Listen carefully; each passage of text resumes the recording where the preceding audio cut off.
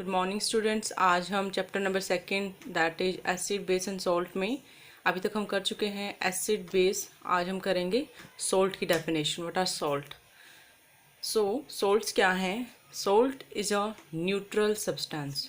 जो सब्सटेंस ना ही एसिडिक है ना ही बेसिक है, न्यूट्रल है, उदासीन है, ऐसा सब्सटेंस सॉल्ट होता है।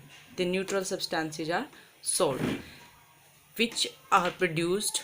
ये बनते कैसे हैं सॉल्ट?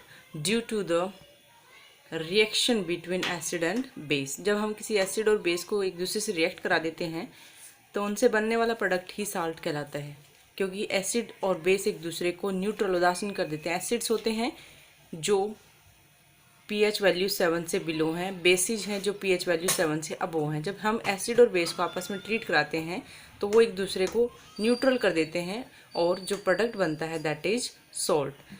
सो जो सॉल्ट है वो न्यूट्रल है, तो ये जो न्यूट्रल सब्सटेंस है तो ये कलर भी चेंज नहीं करता, या जो सॉल्ट होगा वो लिटमस पेपर टेस्ट शो नहीं करते कभी भी। They do not change colour with litmus paper.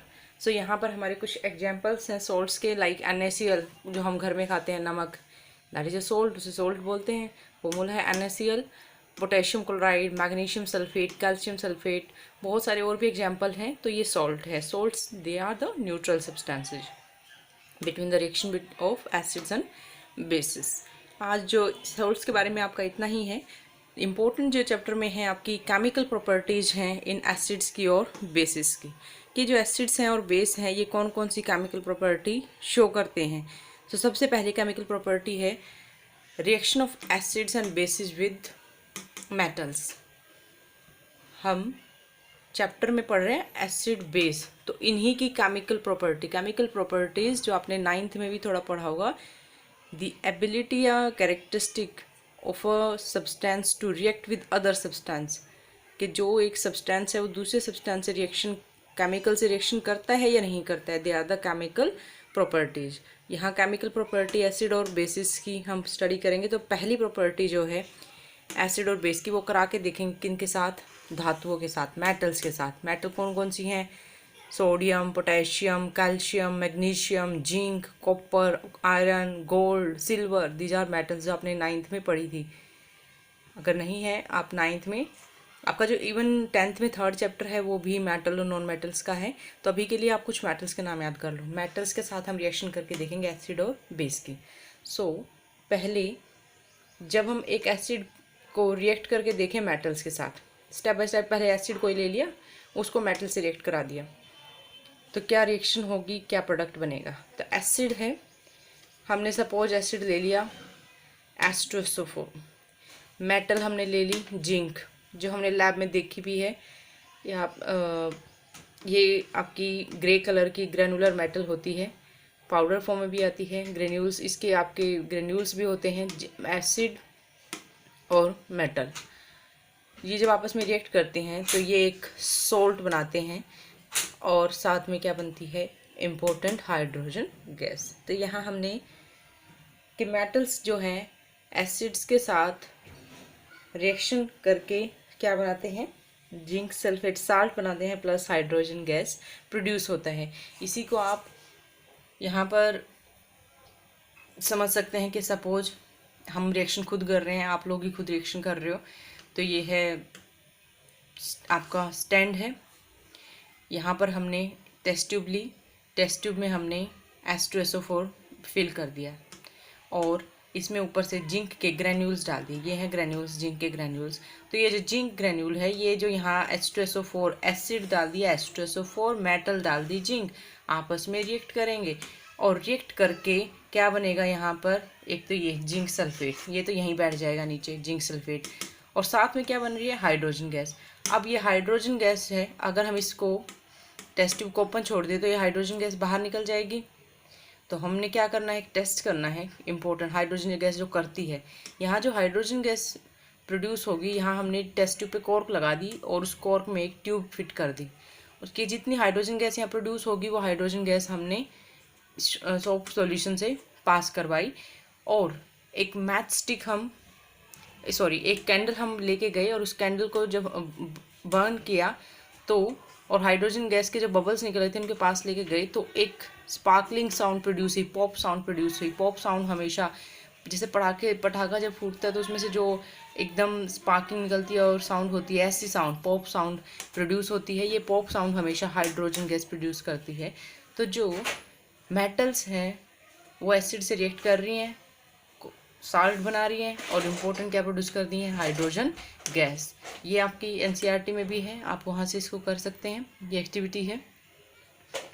सो ये मेटल्स की रिएक्शन है एसिड्स के साथ। अनदर, जब हम बेस की रिएक्शन करें मेटल्स के साथ, एसिड्स की करें तो हमें ये चीज़ें मिलेंगी, सॉल्ट और हाइड्रोजन गैस।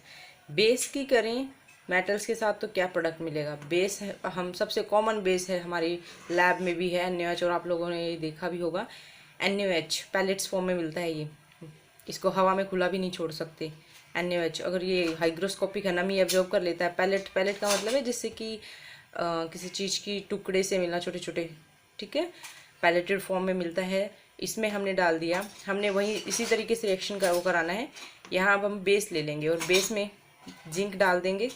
बेस का सॉल्यूशन सोडियम हाइड्रोक्साइड का सॉल्यूशन बना के उसमें जिंक डालेंगे। तो यहाँ पर हमारे पास क्या बनेगा, सोडियम जिंकेट, ये जो आपका आयनिक कंपाउंड बनेगा, प्लस साथ में क्या निकलेगी, हाइड्रोजन गैस। तो हमें ये कंफर्म हुआ कि मेटल्स एसिड से रिएक्ट करके हाइड्रोजन गैस प्रोड्यूस करती है, बेसिस मेटल से रिएक्ट करके हाइड्रोजन गैस प्रोड्यूस करते हैं। ये एक रिएक्शन है, केमिकल रिएक्शन। लेकिन एक इम्पॉर्टेंट पॉइंट है जो कि बहुत इंपॉर्टेंट है, आपको याद रखना है। ये हमने देखो एक कॉमन मेटल लेकर किया है, जिंक। मेटल्स तो बहुत सारी हैं, बहुत सारी मेटल्स हैं हमारी पीरियोडिक टेबल में, ये हमारी अर्थ पे बहुत सारी मेटल्स मिलती है। तो ये जो रिएक्शंस हैं, ये एक जनरल रिएक्शन, हमने एक स्पेसिफाइड रिएक्शंस की हैं। सभी मेटल्स के साथ ये रिएक्शन पॉसिबल नहीं है कि आप लोग सोचो हम यहाँ पे कोई भी मेटल लें, सभी मेटल सेम तरीके से रिएक्शन करेंगी। नहीं, रिएक्शन कंडीशन सबकी अलग हो सकती हैं, प्रोडक्ट सबके चेंज भी हो सकते हैं कंडीशंस, क्योंकि मेटल टू मेटल वेरी करता है reaction ability.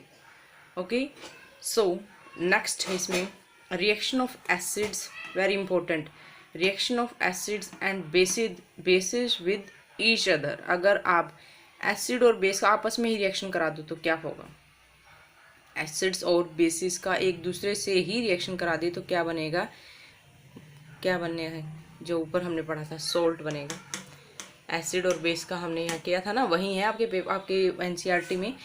When an acid react with the base, जब एक एसिड रिएक्ट करता है बेस के साथ, या फिर क्या करे, बेस ले लो उसको एसिड से रिएक्ट करा दो, वैसे वैसा, मतलब एसिड में बेस डालो या बेस में एसिड डालो तो वो हमेशा हमेशा सॉल्ट प्रोड्यूस करेंगे और साथ में निकलेगा पानी। Such reactions are known as neutralisation reaction. Very very very very important. Neutralisation, उदासीकरण की क्रियाएं क्या है, उदासीकरण की रिएक्शन क्या है, उदासीकरण न्यूट्रलाइजेशन रिएक्शन। एसिड और बेस को आपस में रिएक्ट कराना न्यूट्रलाइजेशन रिएक्शन कहलाता है।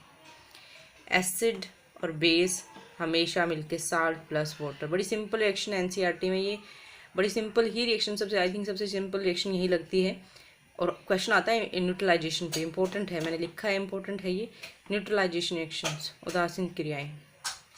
यहाँ एग्जाम्पल ले सकते हैं स्पेसिफिक। अब ये तो है जनरल रिएक्शन, और स्पेसिफाइड का मतलब क्या होता है भाई, जब आप कोई पर्टिकुलर एग्जाम्पल लेके, जैसे एसिड की जगह मैंने मान लो मैंने HCl ले लिया, बेस ले लिया NaOH, बड़े कॉमन एसिड और बेस हैं ये, आपस में रिएक्ट करके क्या बनाते हैं, नमक, साल्ट, घर में खाते हैं ना NaCl, और प्लस साथ में क्या निकला, पानी। ये आपने मे बी अगर हमारी लैब्स में ये हम ईजिली कर सकते हैं ये रिएक्शन। HCl और बेस को मिला के सॉल्ट और वाटर प्रोड्यूस होता है। आज हमने 2 केमिकल रिएक्शंस की हैं, एसिड्स और बेसिस की, ये आपने लर्न करना है। इसके बाद हम नेक्स्ट रिएक्शंस नेक्स्ट वीडियो में करेंगे। Okay, good bye.